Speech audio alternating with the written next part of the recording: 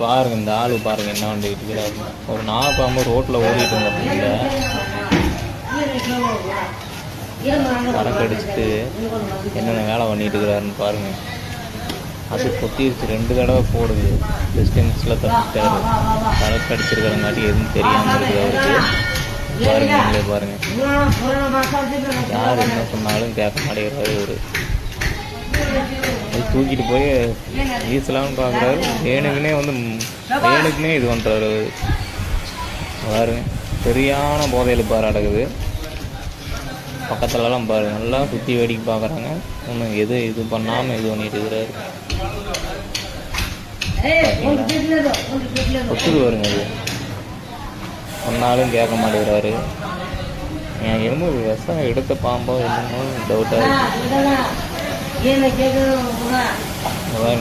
கட்டிக்குது போட்டு கடிக்குது. ஆனால் கை காலெல்லாம் மாட்டுச்சுன்னா தான் தெரியும். பார்த்தீங்களா?